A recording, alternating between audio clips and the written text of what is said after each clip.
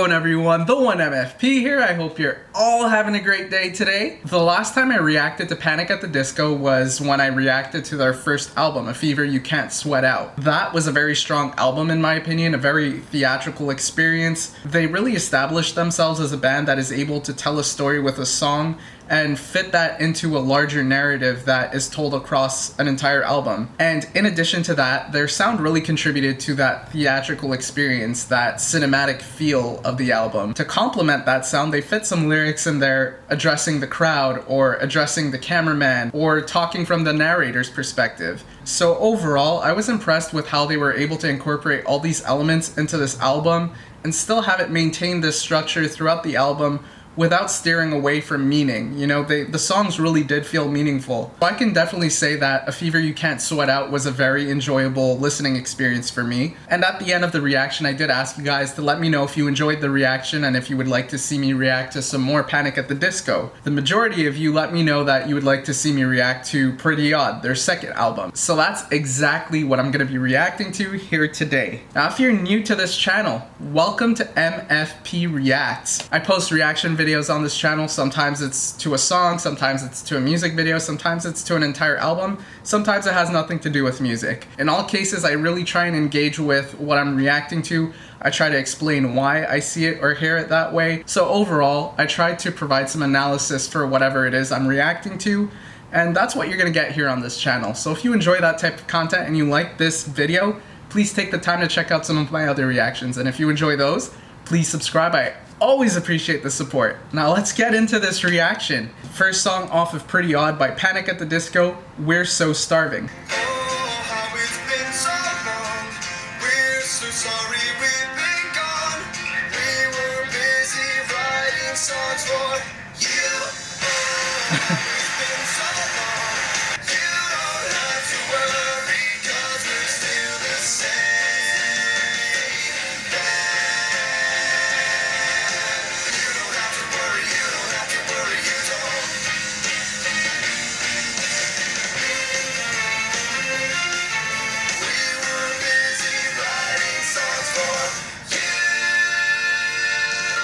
So I would say this is kind of an introduction. They're apologizing for having been gone. They're letting the audience know that they were busy writing songs. They were busy writing for this new album. What I found really interesting about this is that part where he says, you don't have to worry, we're still the same band. I guess there's two ways to see this, both probably being valid, but it's been 3 years at this point since they've released an album, because A Fever You Can't Sweat Out came out in 2005, this comes out in 2008. That's a 3-year interval. They're apologizing for this. And with what they're saying here, it really feels like they think that people would assume that they changed over this 3-year gap. You know, they turned into a different type of band. So they're saying, don't worry about that. We're still the same band. Listen to this album and you'll see that. In another sense, and this is kind of a related point, but this is their second album. In that first album, they were very creative in their approach. They were openly critical. They said things like, today it seems like artists aren't what they seem to be.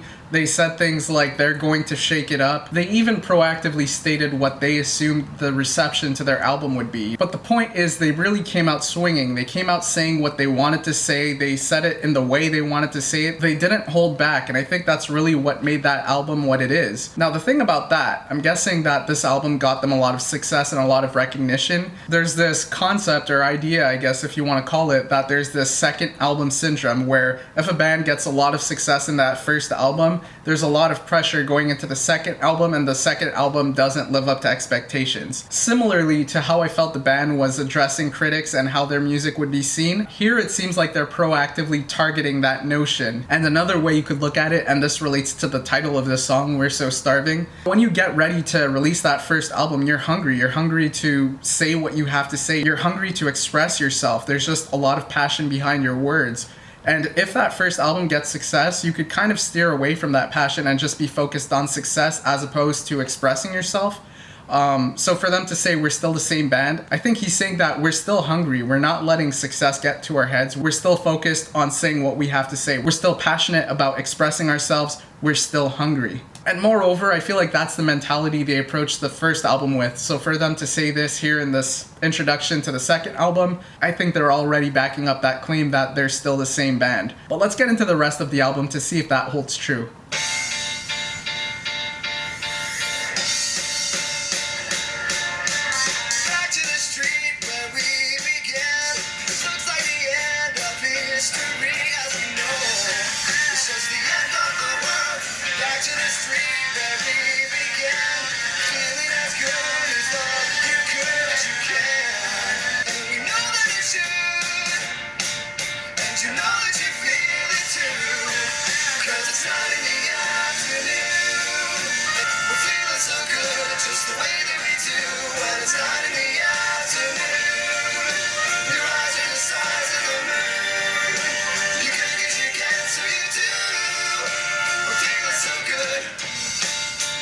Loving the vocals here.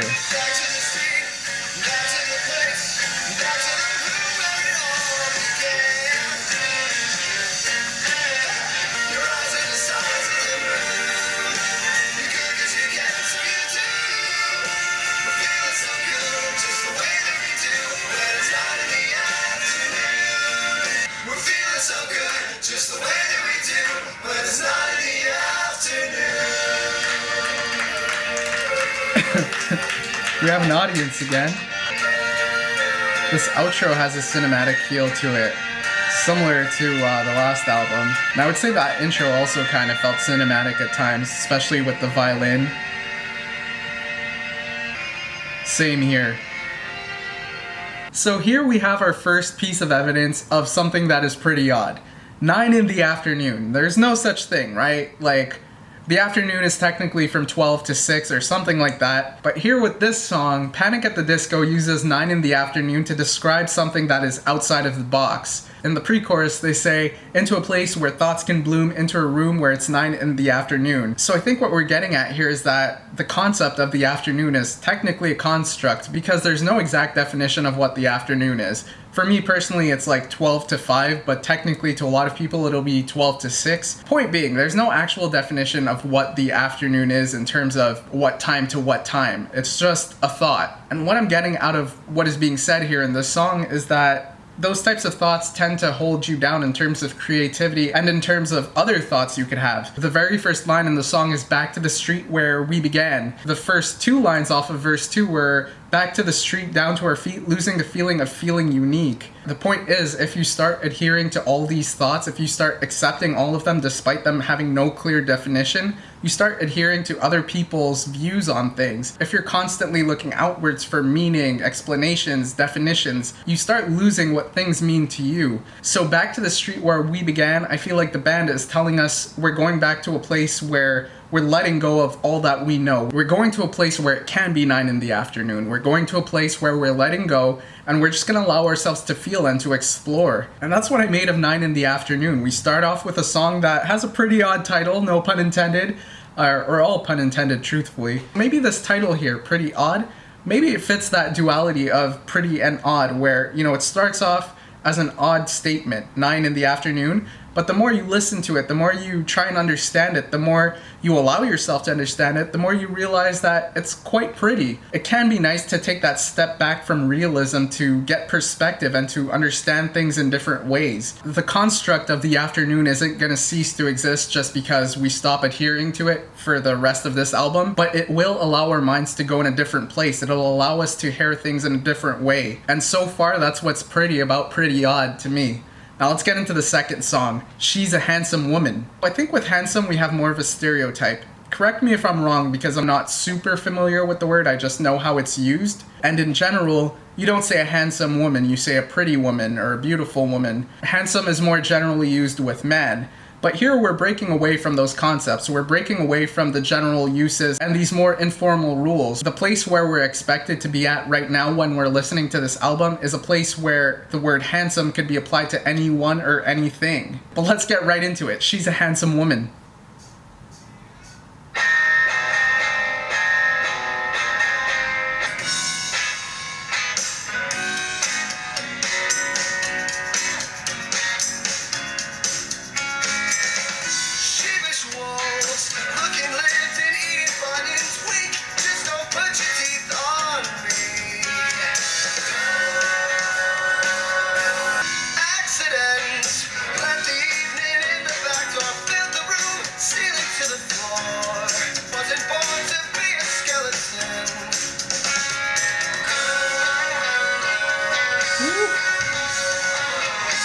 I love the guitar in this one.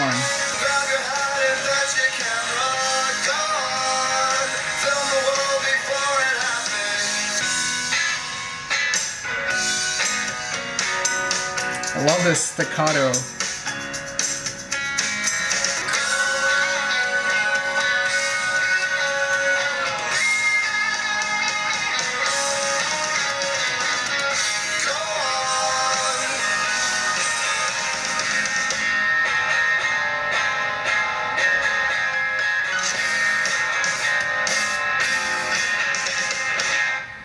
Alright, so that was She's a Handsome Woman.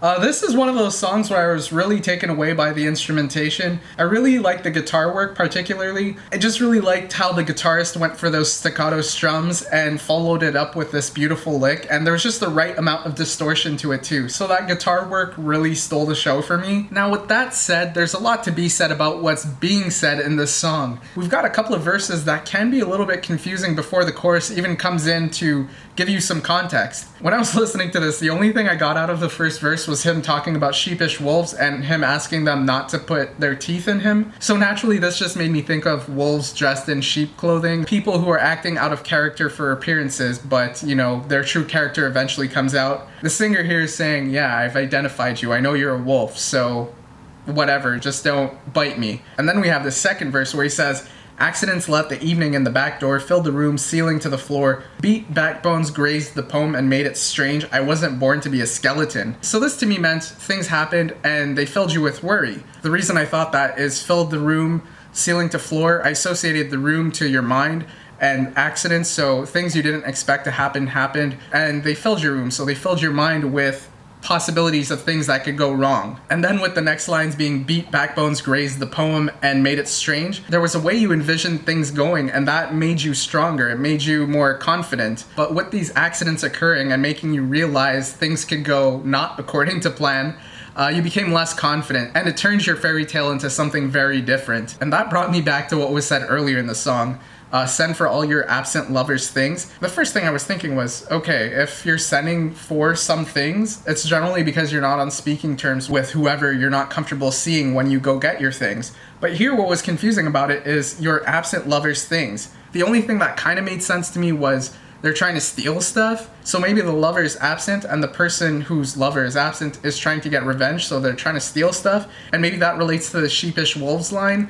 This person is trying to appear like a good person, but, you know, they've been hurt and now they're acting in a way that suggests otherwise. They're not all that nice. They've got a more aggressive demeanor than what they're letting on. And when I think of this brings me to a theme we saw quite a bit in A Fever You Can't Sweat Out. There's this theme about how people could turn into something else, and what it takes is just a series of events. What I was getting out of this is some type of bad relationship is what made this person go from sheep to wolf. And then we have this chorus, go on, grab your hat and fetch a camera, go on, film the world before it happens. When he says go on, film the world, I just took this as people film things because either they want to remember it, either they want to prove that they were there to experience whatever it is that happened, or they want to capture something to show to the world. And with him saying hat, I automatically thought, okay, director, because of a director's hat. So this person is kind of orchestrating whatever is happening.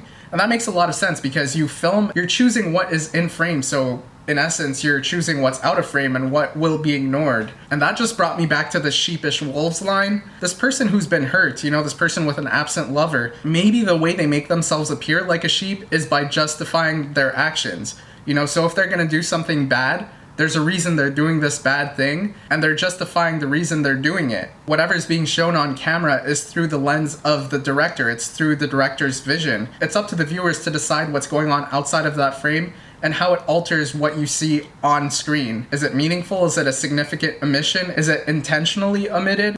It's up to the viewer to decide. And that's essentially what I made of this song. There's this girl who's been hurt. Through being hurt, she seems to be seeking revenge, and she seems to think that it's okay for her to seek revenge because, you know, bad things happened. Her fairy tale was destroyed. But to the outside world, her inner wolf is being revealed. Do you take her commentary on what she's depicting as truth, or do you consider things that are outside of the director's cut when making an opinion on this? And with that said, do those elements that are omitted from the director's cut affect the way you see this person? I think that story and that message applies to a lot of things. But here, Panic at the Disco is providing us with a story that we can wrap our mind around. We have two people, somebody who's hurt and an absent lover. What we make of this story depends on us. We may wish to jump to conclusions. Which conclusions are we going to jump to? Are we going to subscribe to what the singer is saying in that he believes that this person who's hurt is a wolf in sheep clothing? Or are we going to believe this girl who believes she's justified in carrying out the actions she's carrying out? In this song, what we have is the singer's director's cut. He explains why the woman feels justified in carrying out the actions she's carrying out.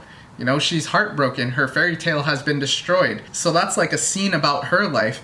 But then if you zoom out into his perspective, these actions she's carrying out is a sign of her bad character that was in her all along. It's just that these bad events have awakened it within her. But as a listener, the song doesn't really provide details on why this lover's absent, so that much is out of the director's cut. And with that said, how you want to judge this person who is heartbroken, how you want to judge this singer, how you want to judge this absent lover is completely up to you. I think the main important thing they're trying to draw attention to is that there are things that are out of frame here. You have to look at things from different perspectives to truly get an understanding of them. And yeah, that's what I made of this. Now let's get into the next song. Do You Know What I'm Seeing?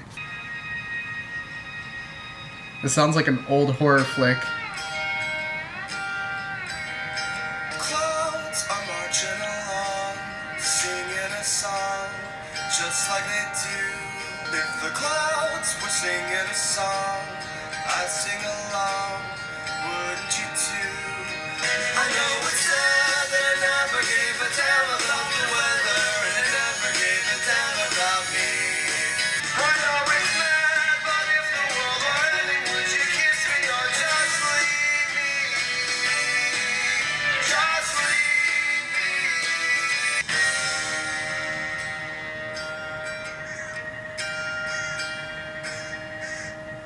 Clouds are singing a song, marching along, wouldn't you too? If you just knew what they could do, or if you just knew, what would they do? Give a damn about me. No, it never gave a damn about me.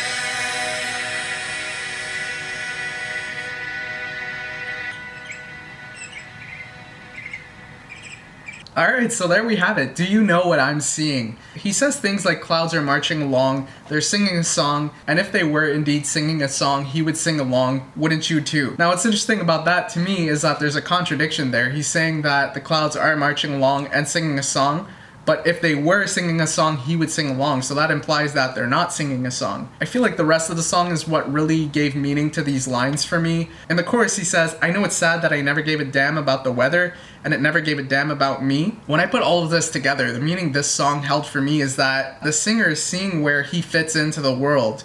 There may be bigger meaning to things around him, but he can't necessarily understand what that meaning is. He could only understand what it is from his perspective. And that ties into the title. Do you know what I'm seeing? Can you understand that he believes that there is a grander meaning to things, but can you understand that he doesn't know what that grander meaning is, so he can't relate to it? Believing that there's this truth out there that is inaccessible to him, you know, this truth being the song that the clouds are singing, he can't afford to think about that. He can't afford to think about what they're singing because he knows he's not in a position to understand that. And on that note, clouds come and go. He can't keep chasing those truths because they come and go. Things simply change over time. They won't wait around for you to figure them out. So he needs to stop worrying about the clouds that are coming and going, and he needs to worry about thinking from his perspective. He needs to try and understand what things mean to him, and he needs to work with that. And then when we have this part where he says, I know it's mad, but if I go to hell, will you come with me or just leave? I think this stance that he's taken where he's not so much trying to chase the truth and he's thinking about working from his perspective, I think it can be scary to live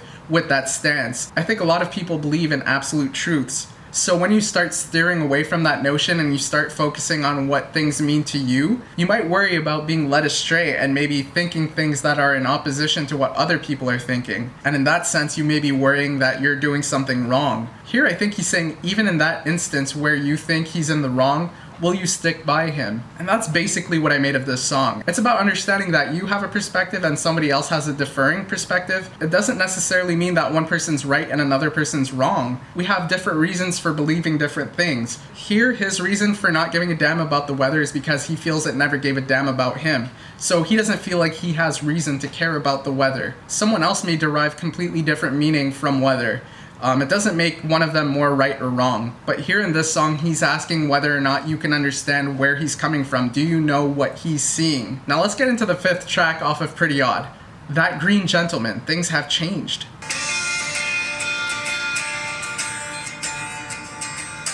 Things are shaping up to be pretty odd. Little touch of musical beds. And everybody gets there, everybody gets there. And everybody gets their way. Things have changed for me.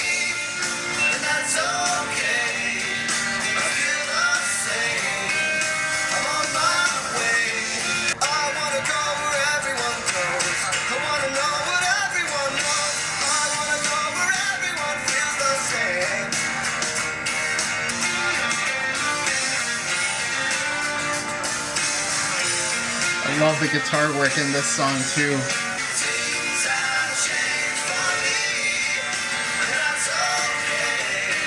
I feel the same, and I'm the same.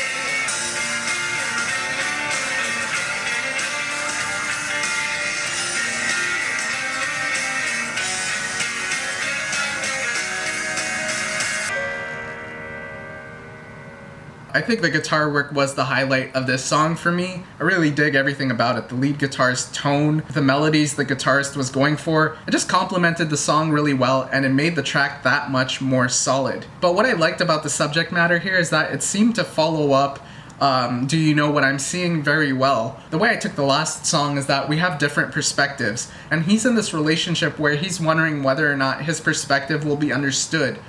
He's trying to explain that perspective as best as he possibly can, but from what I got out of it is that he's accepting that he will never be completely in tune with this absolute truth that people seek. As a human being, if there is this absolute truth, he's always going to be a few steps behind. He's going to be working from his own perspective, so he's going to have his own biases, he's going to have things he's not knowledgeable about. That's simply in his nature as a human being. Now in this song, he's putting himself in the perspective where he's coming out of this relationship where maybe things didn't go so well, because he's saying things like, I never said I missed her when everybody kissed her. I don't know if this means he got cheated on, or if he was with a girl and they broke up and then he saw this girl getting in other relationships. In certain ways, I was kind of relating this to what we were hearing in A Fever You Can't Sweat Out, where this guy's in a relationship with a girl, or you think he's in a relationship with a girl and he ends up getting hurt, and because he gets hurt, he ends up trying to get revenge in ways. Well, basically what happened there is this guy was in a relationship and certain things happened, and he started acting out of character, or he turned into somebody else. Here in this song, I think we're getting the perspective of somebody who's being mindful. Things have changed for me and that's okay. So maybe bad things happen to this person, but they're gonna accept that these bad things happen, and he's just gonna move on from them. He can't fault himself for feeling hurt.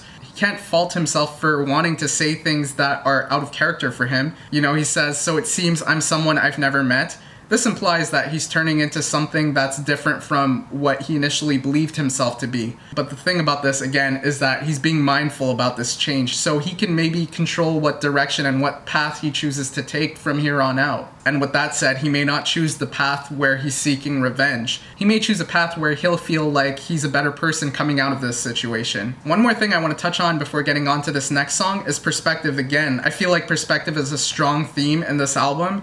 In verse 2, he says, I want to go where everyone goes. I want to know what everyone knows. I want to go where everyone feels the same. When he's saying this, I think he's saying, he wishes he was in line with what everyone was thinking. He wishes he was in line with how everyone was feeling. But then when he concludes the verse on a falling out we won't tiptoe about, this implies that what separates us is experiences. What we go through is what changes our perspectives. This person he had a falling out with may have a different perspective about the falling out than he does. And that's just one example of how people could see things in different ways. But here in this situation, he's owning up to his perspective, and he's understanding that he has to work from where he's at. If things have changed, it's because things happened.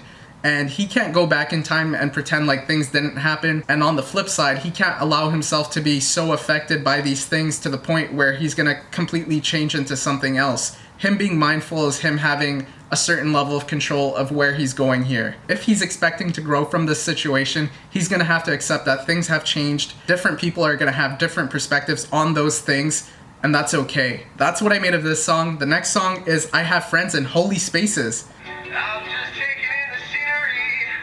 You remind me of a few of my famous friends. This has that old radio aesthetic to it, similar to the intermission in A Fever You Can't Sweat Out.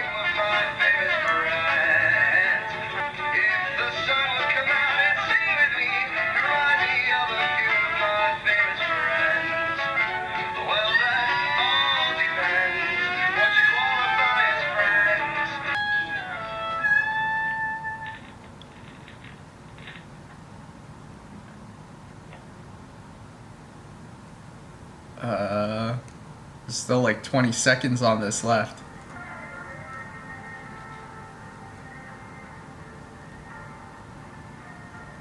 Alright, so that was a very short one. With a title like I Have Friends in Holy Spaces, you would think he would be talking about beliefs, religion, spirituality. The main thing that resonated with me from this song is the line where he says, I wish the sun would come out and sing with me. That just brought me back to the prior song, Do You Know What I'm Seeing? In that song, he was talking about how the clouds could be singing, but unfortunately he doesn't know what they're singing, so he can't sing along, but he wish he could. Now, if we're relating this song to that song, and we're taking this title into account, perhaps that concept of absolute truth I was referring to when I was interpreting the lyrics for Do You Know What I'm Seeing? Perhaps the writer here is relating that idea of absolute truth to spirituality and to God. Maybe they believe this divine presence is an almighty being who has the answers, who's able to control certain things. Like he's saying, I'm not complaining that it's raining. I'm just saying that I'd like it a lot more than you'd think if the sun would come out and sing with me. Again, if we go back to Do You Know What I'm Seeing, he said he doesn't give a damn about the weather because the weather never gave a damn about him. I just get the sense that he's implying that there's this almighty being that is in control of all of this. And through all of this talk about perspective, as a human being, he's just a smaller person who has to deal with times changing. And in these songs, he's referring to those time changes with weather change. Most likely the symbolism with the weather is the rain and the downpour represents harder times, whereas when the sun is coming out is when things are looking more positive. So if he doesn't give a damn if it's raining or if it's sunny, what I'm getting out of this is that he doesn't care because he doesn't feel like he decides whether it's rainy or sunny. All he can do is make with what he has. There's a part in the song where he says, take a chance, take your shoes off, dance in the rain. This would suggest that he's making the best out of the not so good times. And yeah, that's essentially what I make of this song. It has strong ties to Do You Know What I'm Seeing? The main connection for me is established through the symbolism used, both being weather. But yeah, on to the next song, Northern Downpour. In this song, we were just talking about how it's raining. Here we have the Northern Downpour. Are we going to be continuing on this theme? Let's see, let's get right into it. For that life is but a dream, fantastic pose and greed, that we should feed our jewelry to the sea. Tripping eyes and flooded lungs, northern downpour sends its love. Hey moon, don't you go down. Brother Lane's my one and lonely. The ink is running toward the page. I missed your skin when you were east.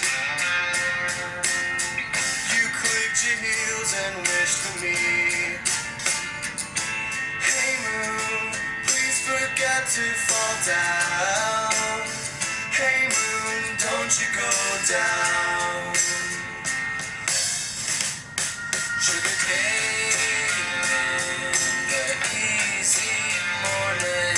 What a makes my one and lonely. Sugar cane in the easy morning. What a makes my one and lonely.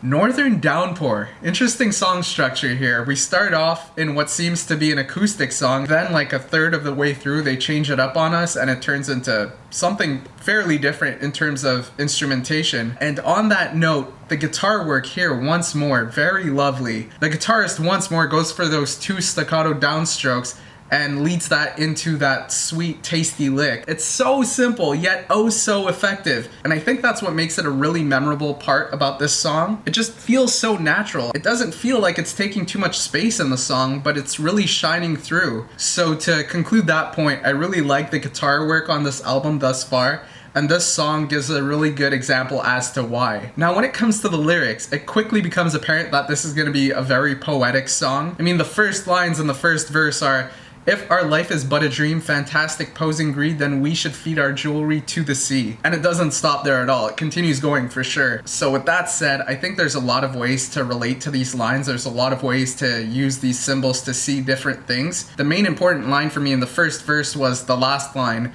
Northern Downpour sends its love. With the context that was provided with prior songs, such as I Have Friends in Holy Spaces, where he was talking about dancing in the rain. I really felt like this further established the point that he's trying to find good in the bad. He's trying to find beauty in the negatives. And in addition to that, the first verse really establishes that he's talking to someone, a girl. In the second verse, we get more insight into the type of conversation they're having. I missed your skin when you were east. You clicked your heels and wished for me through playful lips made of yarn. That fragile Capricorn unraveled words like moths upon old scarves. I really like that last line there, because unraveled words like moths upon old scarves. This is just a really cool way to say that this girl's playful words ate right through him. But more importantly, it shows us how significant this woman is to him. If her words have that kind of power over him, it's because he experiences strong emotions towards her, whether positive or negative. But if we put this into context with what we were just talking about in terms of, finding beauty in the negatives, it seems to me that this guy is acknowledging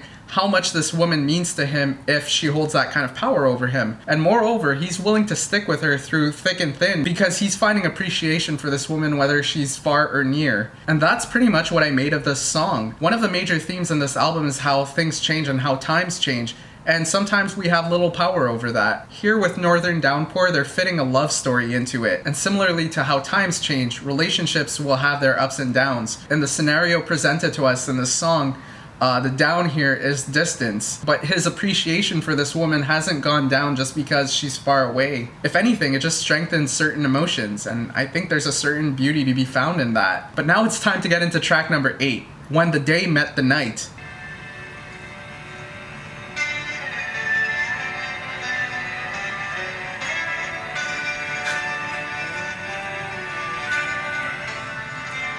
This is an interesting sound so far. When the sun found the moon, she was drinking tea in a garden under the green umbrella trees in the middle of summer. But her eyes saved his life in the middle of summer.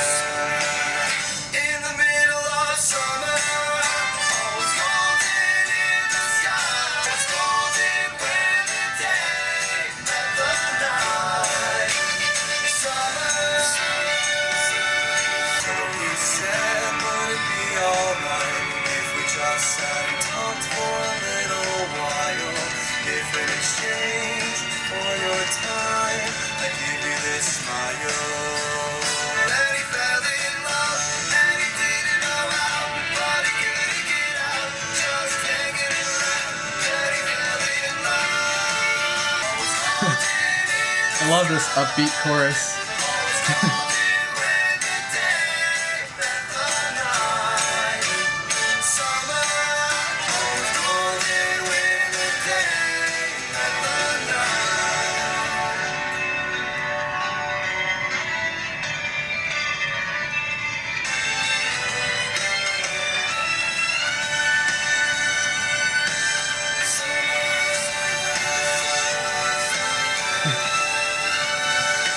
Alright, so that was When the Day Met the Night. With those first few introductory lines where he says, when the moon fell in love with the sun, all was golden in the sky, all was golden when the day met the night. The first thing I was thinking is, okay, we're going to be talking about eclipses, what's going to be the symbolism there? But then verse 1 came in and quickly changed the way I was hearing this. When the sun found the moon, she was drinking tea in a garden under the green umbrella trees.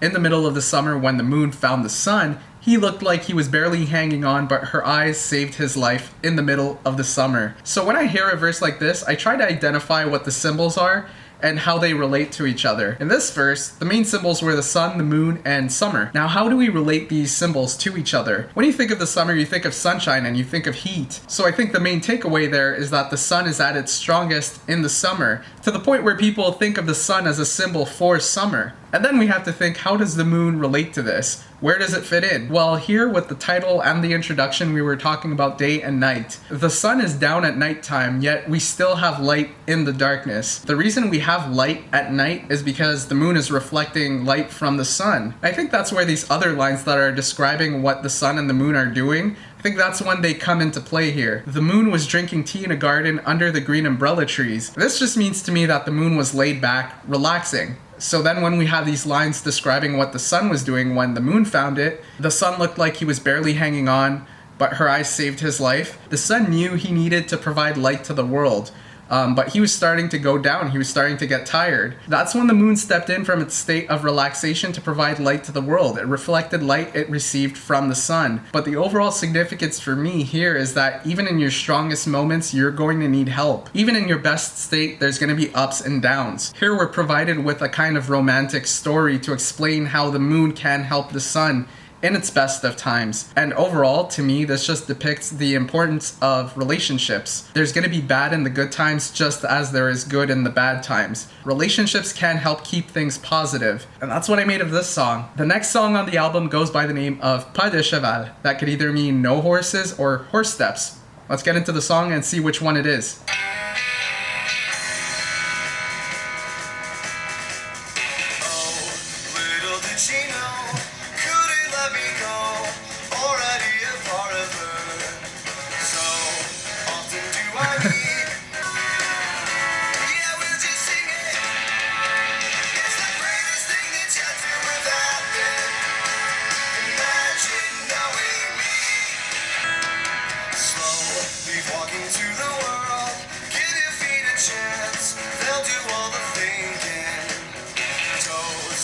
Until they find less pathetic wine, until they get a better plan. It's the greatest thing you'd ever imagine, but you'll never know until you're there. You'll never know until you're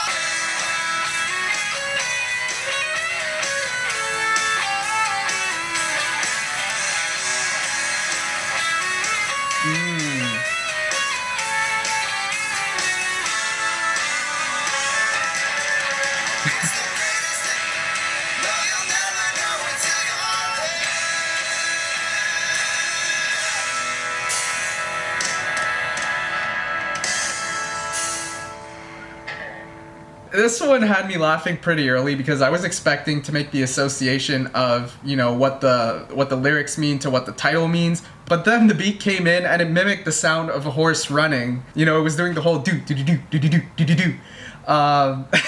So that was the first thing I related to Pas de Cheval, which would mean horse steps. Later on in the song, we had another interesting sound where we had the guitar solo. Somewhere towards the end, we hear the guitarist hitting some pinch harmonics, I think it was. And with how we're relating this song to horses, that harmonic kind of sounded like a horse whine or a horse squeal, whatever you call that. The horse's sound, basically. So we have a few interesting musical choices they decided to implement into the song to complement the title of it. But the first link I made between the title of the song and the subject matter came in verse 2. He said, "Slow, leave walking to the world. Give your feet a chance, they'll do all the thinking, toast high until they find less pathetic wine, until they get a better blend." So taken alone, what he's saying here in this verse, it tells me that he's trying to say, don't overthink things, don't try and control everything around you. The world turns and people within the world operate, and they don't operate because of what you do. So take a backseat from trying to control everything and just try and be. Give your feet a chance to do the walking for you. Don't overthink every single step. Now to get into the latter half of this second verse,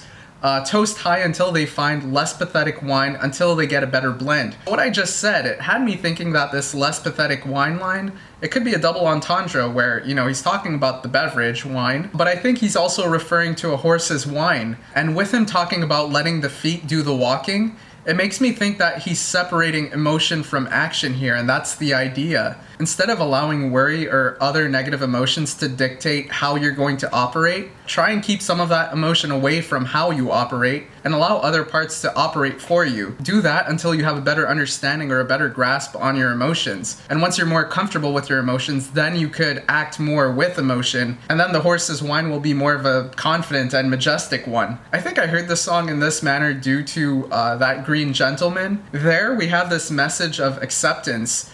Something bad happened, and we have seen in prior Panic at the Disco songs that you can act out of character when heartbroken or when hurt. I mean, we had one on this very album in She's a Handsome Man, but in that Green Gentleman, the singer accepts that something bad happened. He acknowledges that he's hurt. He's acknowledging that things are going to change, but he's trying to have more control of the situation. He's trying to not lash out or act out. And I think that's that same message he's trying to convey here in this song. Sometimes letting go of control is what's going to allow you to be in control. If you try to be too controlling when fueled by negative emotions, you may be inclined to do bad things, and you may be doing things that you'll be embarrassed about at a later time. Things are going to happen. Don't feel like you have to have some type of reaction. Don't feel like you have to control everything. Keep moving, and don't allow the part of you that's emotional to be doing all the decision making. Now it's time for track number 10.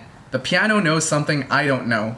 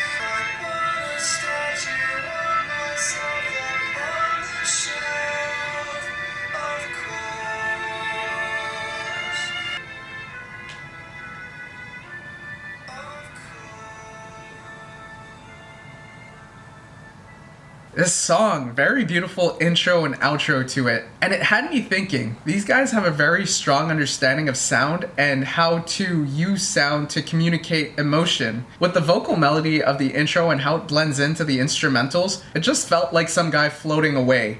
And there may be some bias in there because of how I heard some of the other songs off of this album. You know, one of the themes I saw, especially in the last song, Pas de Cheval, you have to let go of control a little bit sometimes. Sometimes you just need to accept that things happen and you have to let things be. I feel like the sound of the intro and the outro here, they really do a good job of capturing that idea. And for me, the most important thing that came between the intro and the outro was that verse about the piano. It starts off with him saying, "Everything's gone missing. I've lost more songs to floods. I can't prove this makes any sense, but I sure hope that it does. Perhaps I was born with curiosity, the likes of those of old crows, and oh, how the piano knows something I don't know." Much like how they were suggesting to let the feet do the walking in Pas de Cheval, I feel like here they're suggesting that they're letting the music do the talking for them. At the beginning of this section where they said, "I've lost more songs to floods," I take this as meaning that they've lost a lot of songs to overthinking. They're trying to capture an emotion, they're trying to capture a thought, they try to put it to paper,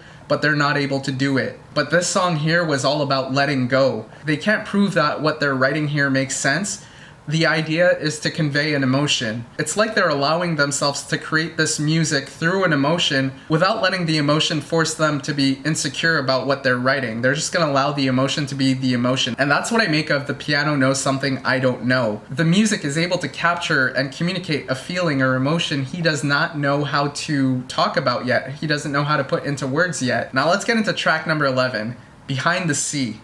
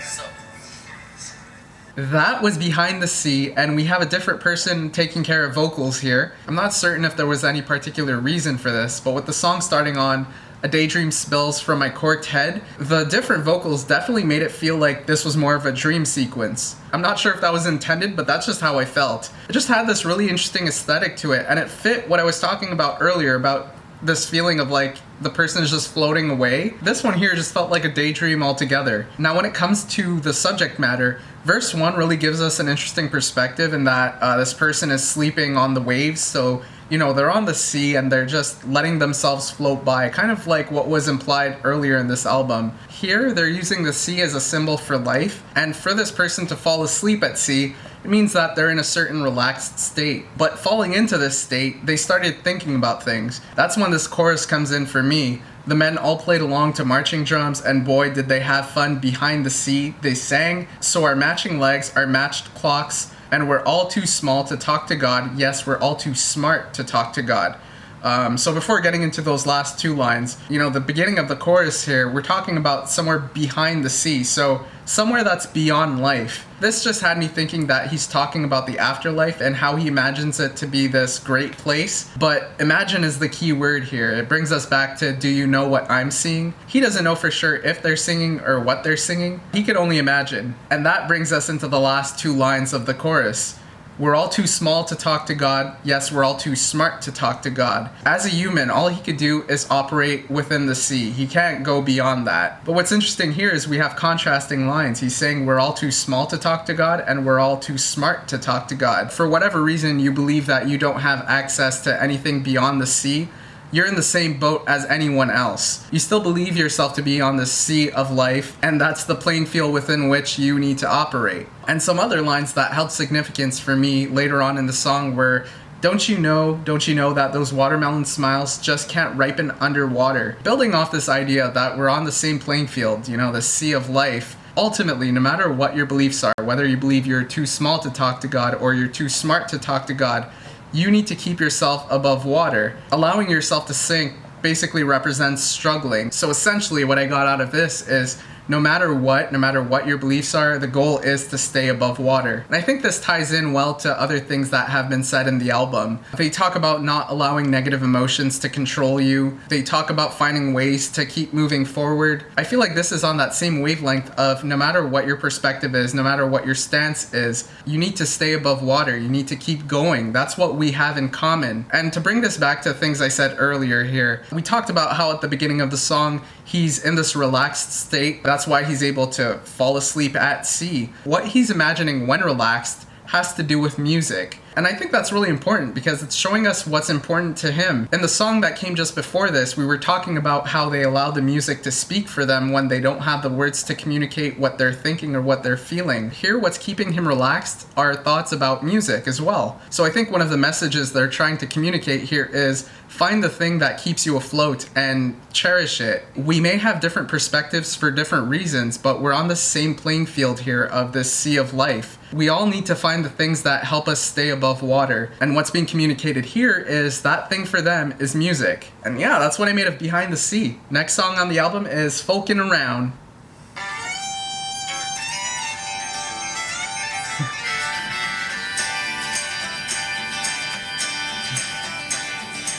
when nothing really mattered except for me to be with you.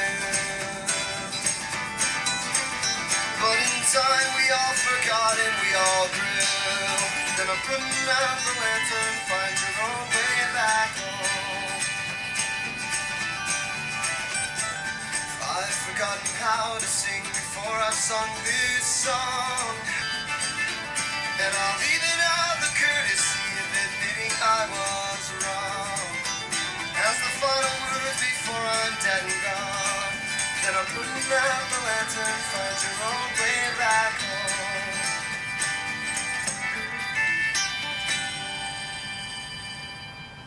So that was Folkin Around, and much like the title implies, we have a folk song here. It's a very short one and it doesn't have any choruses, so basically what we have here is a short story. Here in the first section of the song, he's reminiscing on a time where he was still with this person, and in those moments all that mattered to these two were for them to be together, but unfortunately that had to come to an end, and much like what was described in other songs, we see a certain level of maturity coming out of this relationship. We don't see any type of vengefulness. Then in the section that immediately followed that, he says that she still sounds as good as she did the first time. So despite them having a falling out at some point, he still finds appreciation in her. But we still do see a certain level of hostility here with lines like, "Then I'm putting out the lantern and find your own way back home." He also says, "If I'd forgotten how to sing before I'd sung this song, I'd write it all across the wall before my job is done." So this implies that he's still gonna let this person know how he feels. He's not gonna deny that there's a certain level of care for her, or else it wouldn't even matter for him to sing about this or to write it on the walls. So he's not denying that there's feelings there, but he's not allowing it to be destructive. There's a certain level of maturity there. We also see certain things said that implies that there's acceptance here. He says,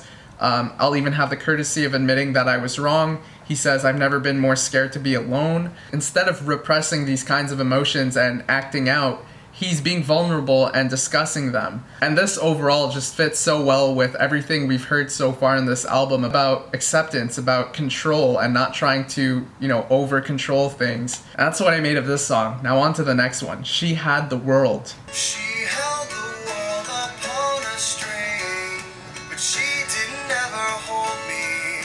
Spun the stars on her fingernails, but it never made her happy. I know why. Because when I look in her eyes, I just see the sky.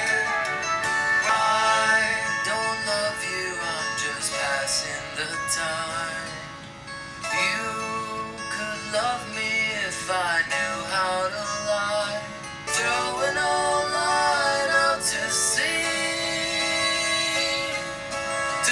if I can catch a dream. The sun was always in her eyes. She didn't even see me, but that girl had so much love. She wanna kiss you all the time, but I'm sure it didn't ruin her. Just made her more interesting. I'm sure it didn't ruin her. Just made her more interesting. When I look in her eyes, well, I just see the sky. I don't love you, I'm just passing the time.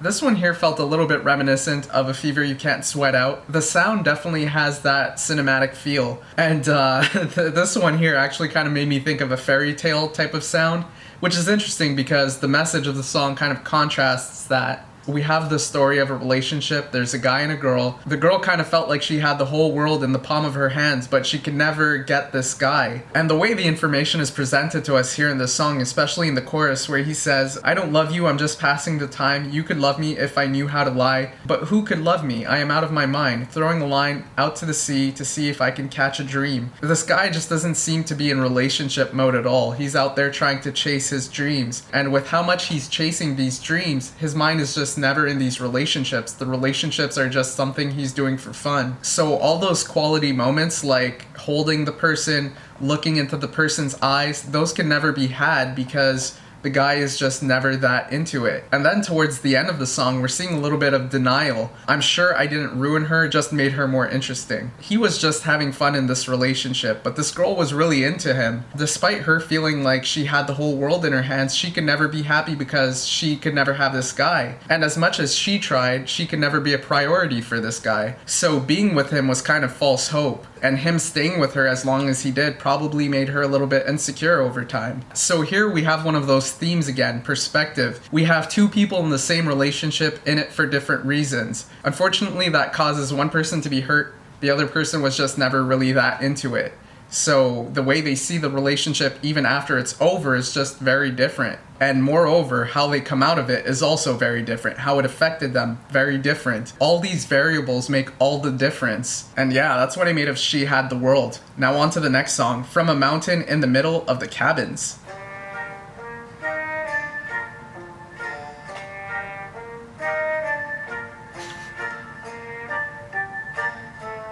Lying there with a halo at her hair, she cried.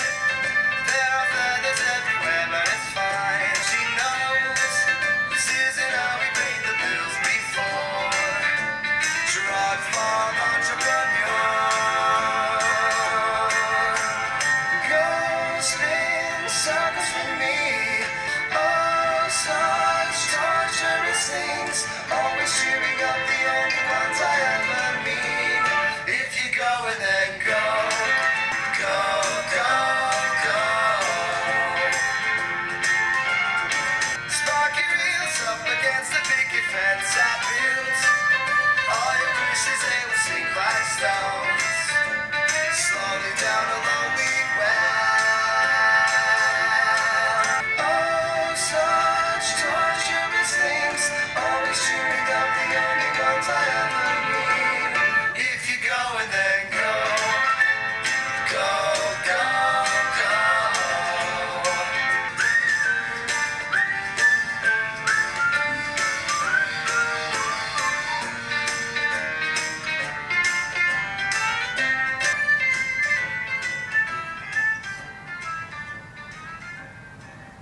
So this is 3 songs in a row where we're talking about relationships. This time we have a couple that are still in a relationship. Things aren't going so well for them. They're having a conflict. It is suggested that the man is doing something different than what he was doing before in order to make ends meet. You know, they say this isn't how we paid the bills before, drug farm entrepreneur. So it seems the source of conflict here is the guy's having difficulties keeping things together. So he's doing things that he wouldn't normally do just to make sure everything's okay. And this much can be a personal issue for him, you know? He may be going against his own moral code because he thinks that's the only way he could keep everything good. So now what we have, opposite to what we were talking about earlier, about not allowing emotions to take control of your actions, here we may be having a man who's acting out of fear, and then in consequence, he's being angered, and this anger is spilling into his relationship. We have them saying, go spin circles for me, wound relentlessly around the words we used to sling. Oh, such torturous things, always chewing up the only words I ever mean. So here we have somebody acting out of character, and what we have is this anger spilling out into this relationship,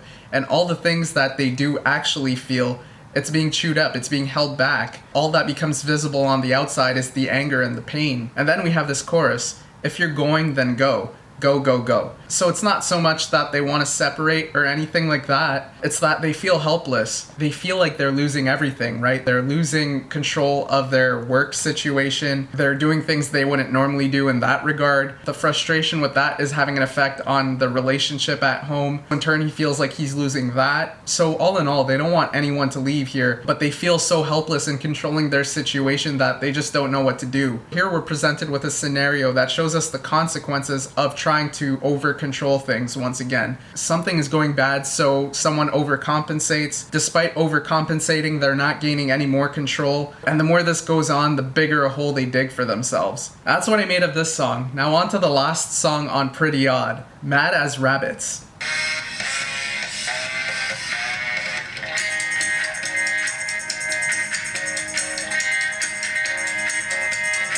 Don't you remember when I was a bird and you were a map?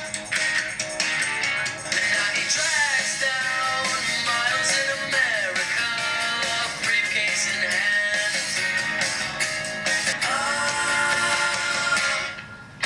He took the days for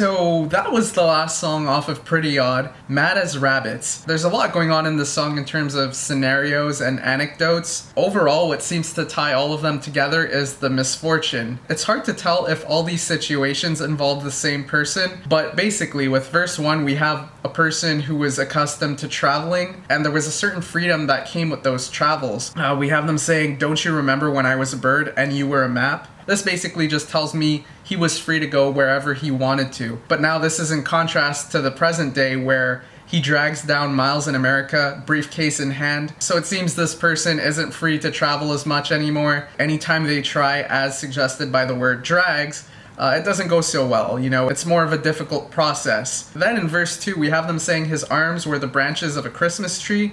This kind of tells me that they were skinny and frail. He checked in to learn that his clothes had been stolen. On his hand, he was holding a leash, and the dog at the end of the leash was chewing his parliaments. Basically, we just have a series of unfortunate events here. We also have a section at the end of the song where they talk about someone having a trumpet. They got it from the Salvation Army, and unfortunately, there's no sunshine in the songs that were made with this trumpet. And that's kind of where we end off on this note of we must reinvent love. With the chorus, we have them saying he took days for pageants, became as mad as rabbits with bushels of bad habits, and who could ask for more? Yeah, who could have more? So the way I'm taking this is, unfortunately, bad events occurred, and it took something away from these people or this person if it's just one person. Now, as much as they try to retake control of their life, the more they seem to find themselves slipping. And I think the main message here is we need to focus on how this person is trying to take control. This person has bad habits, they're mad as rabbits. It basically tells me that they're trying to forcefully take control, which is something we touched on earlier in this album. If you're reacting solely based off of emotion, that reaction may be destructive. So anything seemingly positive they're trying to do is to no avail. If this person is getting this trumpet with an expectation of it changing his life, it's not going to be as simple as him getting a trumpet and everything will be okay. He has to put effort into it. If he doesn't have fun with the trumpet, it won't provide him with joy. And I think the same thing can be said about the dog. The dog is chewing on his parliaments. In certain ways, the dog is probably acting out due to the way it's being treated. So if this person got a dog because he was feeling lonely and he wanted a companion, but doesn't treat the dog right, the dog isn't going to treat him right. So we end the album on this theme of control. If you lack perspective on how to take control on certain aspects of your life, you're not going to be doing yourself any favors. So the main thing I'm getting out of this is understand when your actions are destructive. If you feel like you're losing control, the answer isn't always to just go and seek more control. Sometimes you have to take a step back and understand what's happening. Try understanding what's causing the negative outcomes. Try understanding if there's any way you could grow from these negative situations. If you try to just steamroll over them and gain control in any way you possibly can, you may become mad as rabbits and end up with bad habits. You're not doing your best to be your best self, you're just seeking the best possible outcomes in a selfish manner. And that's what I made of Mad as Rabbits off of Pretty Odd. And that concludes this album reaction. My overall opinion on this album is we have a very different sounding album from what we got in A Fever You Can't Sweat Out. With A Fever You Can't Sweat Out, I definitely feel like they were trying to go for this theatrical experience throughout the album. Beginning to the end, they really fit it all in there, and they managed to incorporate all the themes they wanted to incorporate in there. They did a lot of storytelling. I was impressed with all they managed to fit in there. It's not easy to adhere to this structure of a play type album, but really stick to your narrative beginning to end and tell a story. So I was impressed with how they did that. Here in this album, they broke away from that structure of trying to live up to a concept of, that play or that theatrical sound. It came in at certain portions in the album. There's definitely certain songs that still had that theatrical feel. I would say storytelling wise, there definitely was a lot of songs that had that cinematic feel, especially towards the end of the album. But in terms of instrumentals, them making the decision to move away from that theatrical sound for a good portion of this album, I feel like it allowed them to give everyone something different. Like I mentioned a lot, especially throughout the first half of the album, a lot of the guitar work really stands out here, and I feel like if they decided to stick with the A Fever You Can't Sweat Out sound, we wouldn't have gotten that type of guitar work. So I will say that I did enjoy that aspect about the album. They made the decision to really try out something new, and we got some amazing sounds out of that. With that said, I do think it was smart to start off the album with We're So Starving. There, from the get-go, they said they were still the same band. This was definitely a different sounding album from what we got the first time around, but then the more you progress through the album's track list, the more you realize that strong storytelling is still very much present in Panic at the Disco music. Much like A Fever You Can't Sweat Out, there's also some very strong themes that are present across the whole album. I feel like up to that 10th track, The Piano Knows Something I Don't Know, they really built around all these themes and they gave the listener a lot to think about. I would even argue with track 11, Behind the Sea, they do this. But then with the last few tracks on the album, they really put us in a bunch of scenarios to allow us to envision and experience the consequences of the negative sides of these themes. So overall, a very interesting structure to the album here. Again, they brought something very different in terms of sound, but they didn't sacrifice what makes their music really strong in my opinion, and that is the storytelling. And yeah, that's what I thought of Pretty Odd. I hope you guys enjoyed this album reaction. Please let me know what you thought in the comments down below. I always love seeing your feedback. Please leave a thumbs up on the video if you enjoyed it. I always appreciate the support, and I will see you all next time. Have a great day, y'all.